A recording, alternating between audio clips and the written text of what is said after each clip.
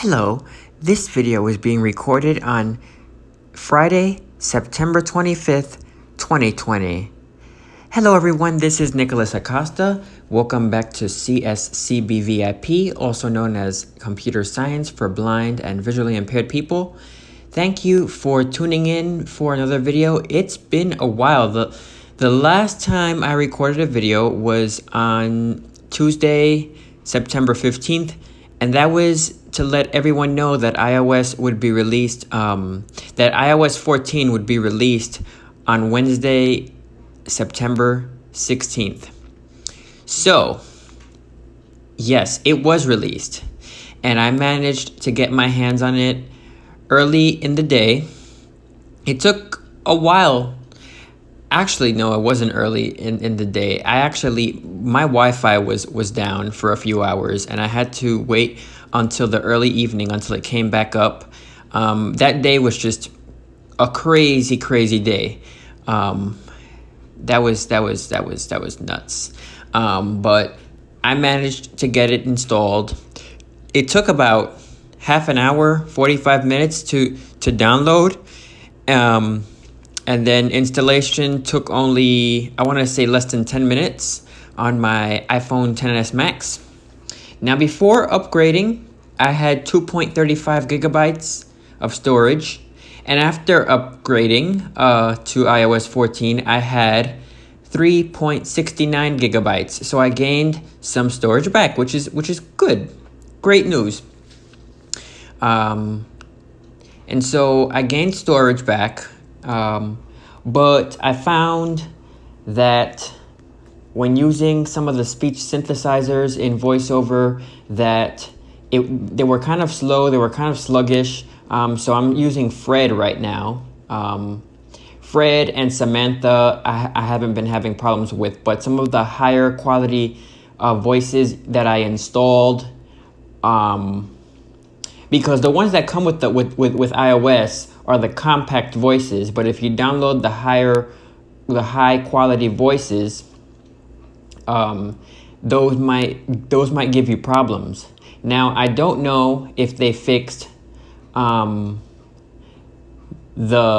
Siri VoiceOver voices, because whenever I used to download them, they used to uninstall automatically. So I don't know what that was all about. I just couldn't use those voices for some reason with VoiceOver. But it's been a busy week. I've been keeping an eye on AppleVis, and I'm trying to prepare videos talking about the new features in iOS 14. You know, iOS 14 is not a bad software update. It's really not bad. But here's the deal. iOS 14.0 came out on the 16th, and yesterday, on the 24th, which was Thursday, of course, yesterday, Apple released 14.0.1 to fix issues related to Wi-Fi, and there was a bug when iOS 14 was released that whenever you would set, because one of the new features in iOS 14 is that you can set a default web browser and email client. So you don't have to just use Safari. Like in my case, I could set it to use Firefox, which is one of my favorite browsers on iOS, and it's one of my favorite browsers on Mac and Windows. And also Linux. They have a Firefox package for Linux, but I love the Firefox browser. So just setting, if you were to previously, before they released 14.0.1, which I'm happy they released that update yesterday. I'm very happy. It was very small, and it didn't take a long time to download and install. So in my case, I'm using Firefox. So in iOS 14, the initial release that they released on Wednesday, last Wednesday, you were able to set your default browser, but then whenever you would restart your device or power it down and start it back up again, your settings would be lost, and Safari would open up by default all over again. Well, that has been fixed when they released 14.0.1 to the public yesterday. They're going to be releasing updates for the next few days. I know that this is very weird, but they're working on iOS 14 beta. It's a 14.2. And I think it's either it's probably on its first or second beta right now. But I don't know what that's all about, because they totally skipped 14.1, unless 14.1 is coming later on. But my thing is, maybe 14.2 will be released. I don't know, the numbering is a little bit weird this year, but I guess 14.2 is going to be released alongside the new iPhones. I don't know. But I love all of the features so far, especially with voiceover and iOS, voiceover recognition. I love the new update for the AirPods 3A283, which allows you to have the spatial audio features and automatic switching across your devices. So if you're running watchOS 7, iPadOS 14, iOS 14, macOS Big Sur when it is released. Maybe that'll be released next month, but I think we're on beta 7 or beta 8 right now.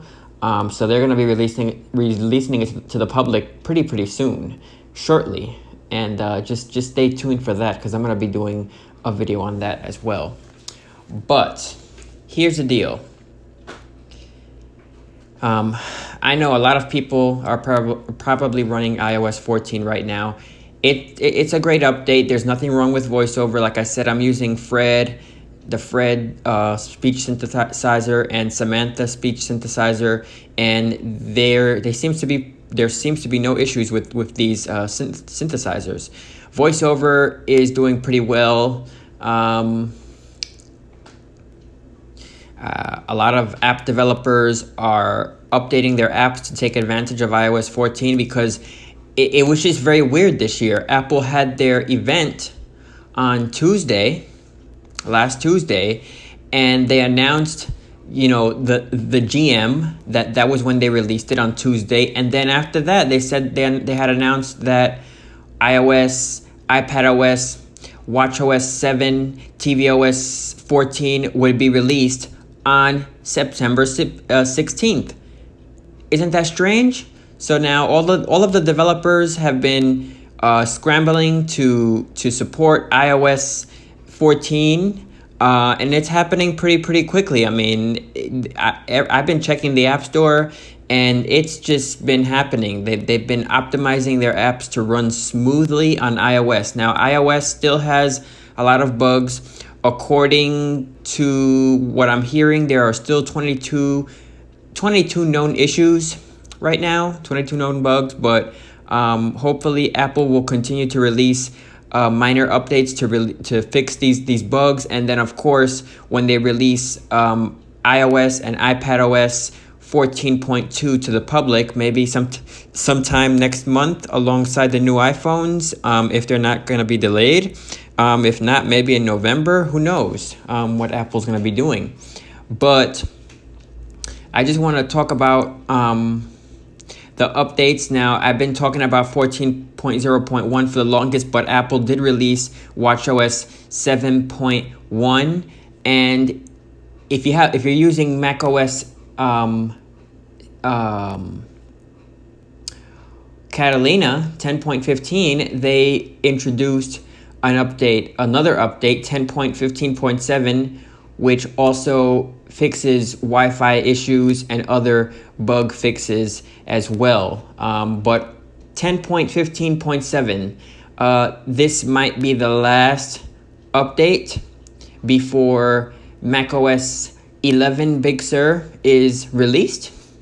I thought they were going to be going to 10.16, but according to what I'm hearing, they switched it over to 11. So but there it's no longer gonna be like Mac OS or anything, or well, yeah, it is gonna be Mac OS, but it's no longer gonna be called Mac OS X, because X was the Roman numeral for 10. Mac OS 10. No, we're on 11 now, but they're just calling it Mac OS. Mac OS Big Sur. That's the next major release of the Mac OS of the Mac operating system.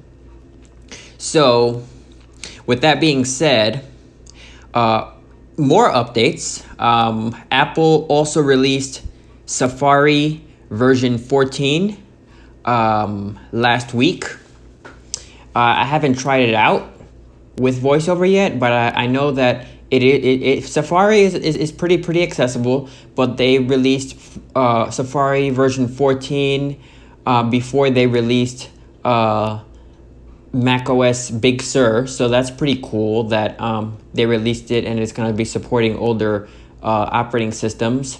I don't know how far back they're going to be supporting, but I know if you're running macOS 10.15 Catalina, it supports it, so that's pretty cool.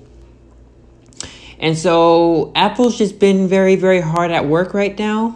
I've also been hard at work with school and everything, so I don't know if I'm going to be uploading this video later on today or sometime tomorrow, because I actually have class in like less than an hour. And from 5:20 to 9 o'clock. So it's going to be a pretty long evening. So if I don't get to upload this video today, maybe you're going to get to hear it tomorrow, because I'm going to be too tired after after I get out of my class. But I just wanted to record this video just so that I have it already recorded, and all I have to do is upload it to the channel, hopefully early tomorrow afternoon, maybe early tomorrow morning, tomorrow afternoon, who knows when I'll upload it. But like I said, this is everything that I have for now. And please stay tuned for more iOS 14 videos and also other software that I've been wanting to speak about. And also, just stay tuned for some interesting news and updates that I'm going to have for this channel going forward. So I hope everyone is having a wonderful day, and we will talk soon. Thank you. Bye-bye.